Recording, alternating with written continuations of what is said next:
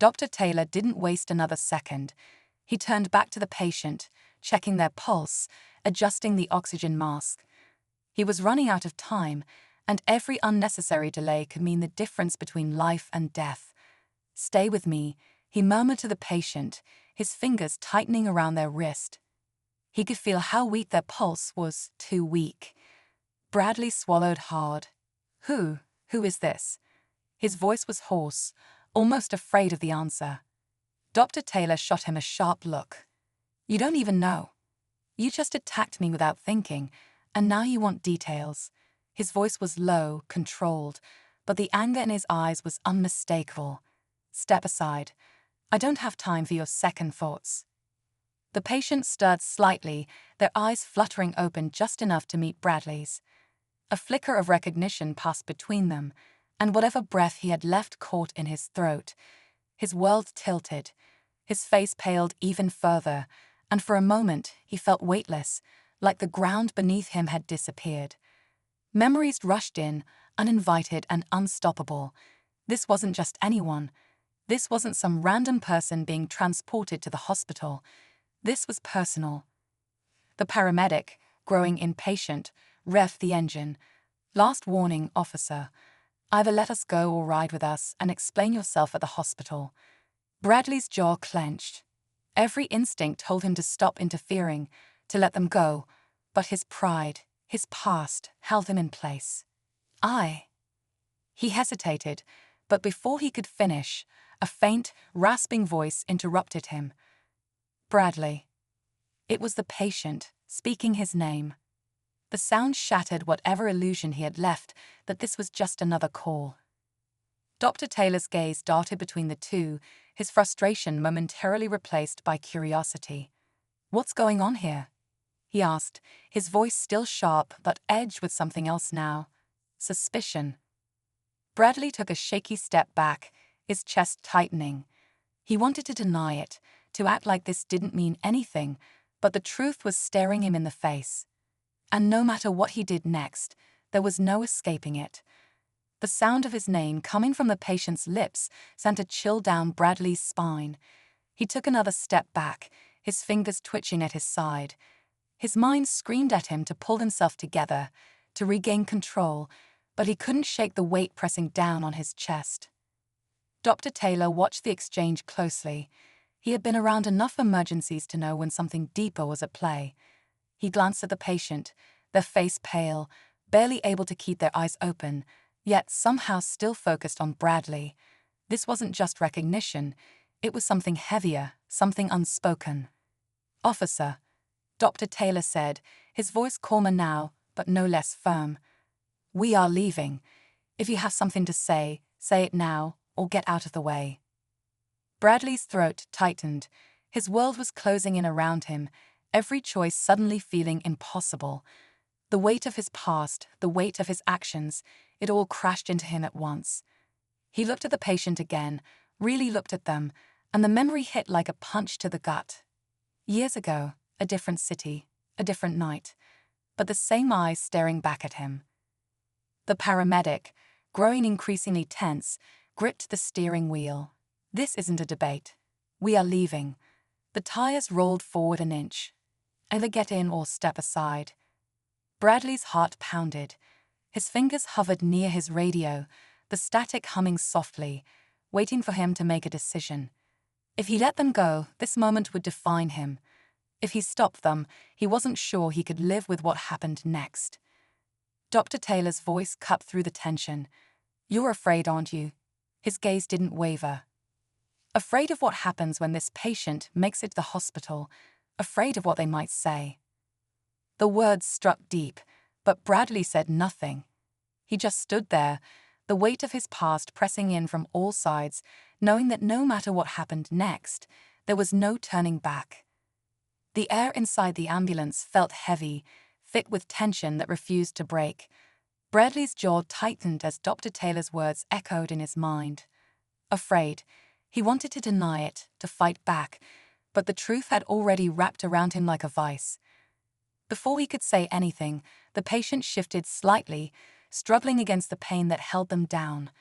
Their fingers twitched, reaching weakly toward Bradley. Then, barely above a whisper, the words came. "You don't even remember me, do you?" The pilot exhales sharply, forcing a stiff nod. He turns without another word and steps into the cockpit, yanking the door shut behind him. Malcolm leans forward slightly, resting his elbows on his knees. His mind is turning. He's met plenty of people like this, people who underestimate him, who can't accept that he belongs in spaces they believe are off limits. But this isn't just about attitude. This pilot is on edge, and that's a problem. Rachel lingers near Malcolm's seat, her hands clasped tightly in front of her. "I'm so sorry about that," she says, her voice low. "I don't know what his problem is, but this isn't normal." Malcolm glances at her, giving her a small, reassuring nod. "I know," he says simply, because he does. Then, just as the engines hum louder, ready for takeoff, a loud thud echoes from the cockpit. Everyone freezes. The co-pilot jerks his head around. Rachel's breath catches in her throat. Malcolm slowly straightens in his seat, his eyes locked on the closed cockpit door. Something isn't right, and whatever it is, it's about to change everything. The sound of the thud still lingers in the cabin, making the air feel heavier. Everyone is frozen for a moment, eyes locked on the cockpit door. The co-pilot hesitates, then unbuckles his seatbelt and pushes himself up. Something is wrong. Even he knows it now. Malcolm doesn't move, but he watches everything. His instincts are sharp, and right now, they're telling him that whatever just happened in that cockpit isn't normal. He glances at Rachel, whose hands are now gripping the back of a seat. She looks nervous, unsure whether to speak or stay quiet. Another sound, this time softer, like a heavy breath against a microphone. Then silence again. The co-pilot takes a cautious step forward and knocks on the cockpit door. "Captain," no answer. Malcolm straightens in his seat, tension settling into his shoulders. He's not the type to panic. He didn't build his empire by losing his cool. But right now, the situation is shifting fast, and he doesn't like what it's turning into. Rachel finally speaks up, her voice barely above a whisper. "Should we do something?" The co-pilot doesn't answer right away. He knocks again, harder this time. "Captain, I need you to respond." Still nothing. Then, just as the co-pilot reaches for the door, there's movement. A slow, dragging sound from inside the cockpit. Malcolm hears it clearly, and something about it makes his pulse quicken. The co-pilot's hand hovers over the handle, unsure whether to open the door or call for help. And then the cockpit door unlocks. The silence that follows is almost worse than the noise. The door slowly creaks open just an inch, revealing nothing but darkness beyond. The co-pilot hesitates. Rachel takes a step back. "Malcolm," he leans forward, eyes narrowing. Because whatever is on the other side of that door, it's about to answer every question that's been building since this flight began.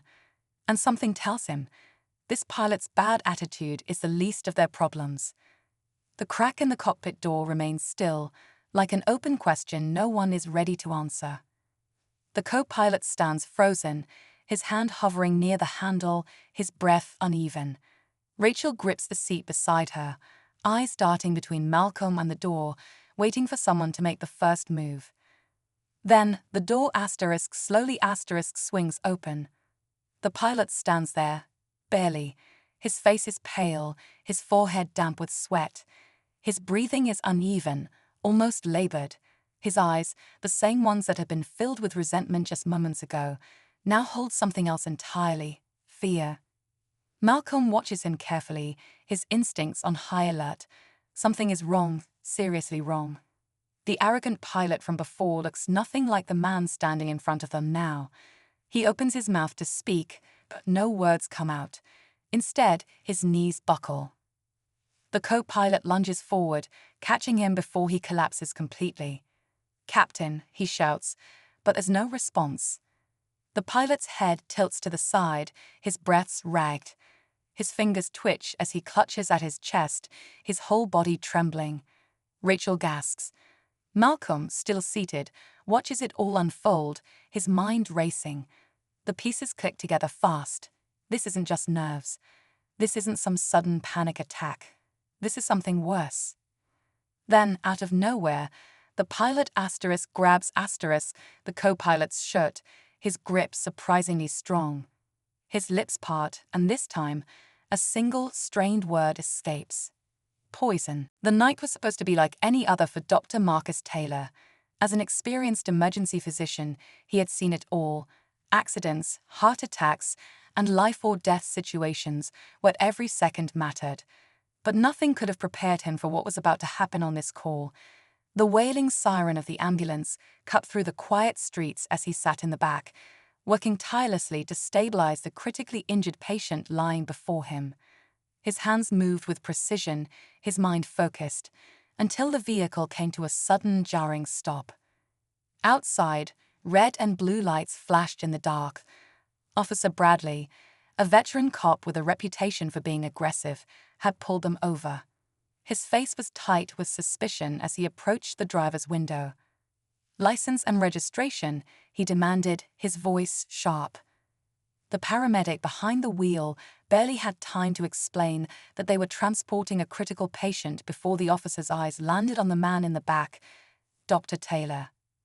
Something in Officer Bradley shifted. His stare hardened. He saw a black man in scrubs and made his own assumptions.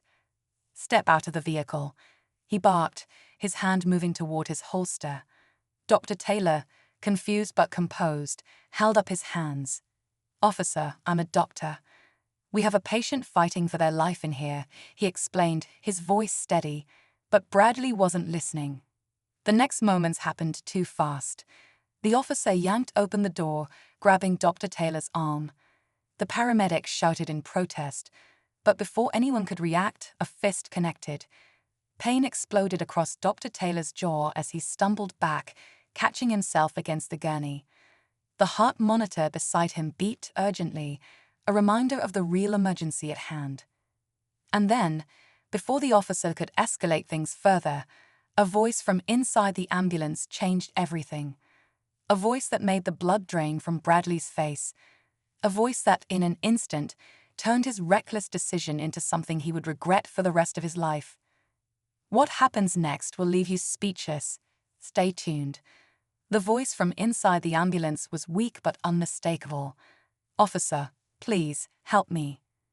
For the first time that night, Officer Bradley hesitated. His grip loosened on Dr. Taylor's arm as his eyes darted toward the stretcher. The patient, hidden behind tubes and wires, was struggling to speak. Even in the dim lighting of the ambulance, there was something familiar about them. Bradley's brows knitted together as his mind raced. Dr. Taylor steadied himself, his jaw throbbing, but his focus remained on his patient. "We don't have time for this," he said firmly. "If you want to do your job, let us do ours first." The paramedic took the chance to step between them. "Look, officer, we were responding to a call from a private residence. This patient is in critical condition. If we don't get to hospital now, they won't make it." Bradley still wasn't listening, not fully. His heart was pounding, but not from adrenaline. That voice, he knew that voice. He took a cautious step closer, peering at the frail figure strapped to the gurney. The patient turned their heads slightly, their eyes glassy but pleading. Then it hit him like a punch to the gut. The color drained from Bradley's face. His lips parted, but no words came out. He swallowed hard, his stance shifting as the weight of the moment crashed down on him. Dr. Taylor caught the change immediately. "You know them, don't you?" he asked, his voice laced with something between anger and curiosity. Bradley didn't answer. He just stood there, gripping his belt, his mind spiraling. How could this be happening? Of all the people in this city, of all the emergencies that could have unfolded tonight, why this one? The paramedic shook his head, climbing back into the driver's seat. "We're leaving. Either let us go, or explain to the hospital why you stopped us." Bradley's fingers twitched at his side. His training, his authority, his instincts, they all clashed inside him. But now, none of it mattered. Because inside that ambulance was someone he never expected to see, someone who could change everything.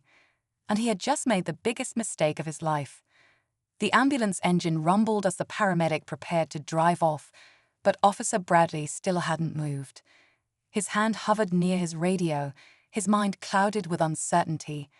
His job was to control situations, but right now, he felt completely out of control. The world tilted again. Bradley's breath caught in his throat. His skin went cold. He stared at the patient, his mind scrambling to put the pieces together. How could this person, this frail, broken figure, know him? Dr. Taylor's gaze flickered between them. He didn't have the full picture yet, but he knew something big was unraveling right in front of him. "Who are they, officer?"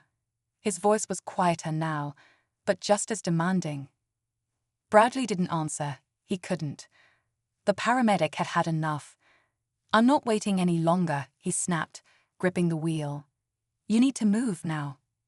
The ambulance jolted forward another few inches. Bradley stumbled back, but his eyes never left the patient. His pulse hammered against his ribs, the weight of something old and buried clawing its way back to the surface. Then, just as he was about to step aside, a voice crackled over his radio. "Unit 34, we have a report of an officer-initiated stop involving an active emergency vehicle. Confirm status." Silence. Dr. Taylor clenched his jaw, glancing at the patient, then back at Bradley. "What's it gonna be?" Bradley swallowed hard, the radio hissing in his ear. His fingers hovered over the button. He could respond. He could call it in. But something told him that if he did, he wouldn't just be ending this moment. He'd be opening a door he might never be able to close. And just as he hesitated, the patient let out a breath and whispered a name. Not his, but one that made his blood run cold. Bradley froze. The name hung in the air, sinking into his chest like a weight he couldn't shake. His stomach twisted. He hadn't heard that name in years. It belonged to someone he had tried to forget, someone connected to a night he had buried deep in his past. Dr. Taylor's eyes sharpened. He didn't know the full story, but he saw the shift in Bradley's face, the flicker of fear behind his eyes. "Who is that?" he asked, his voice calm but relentless.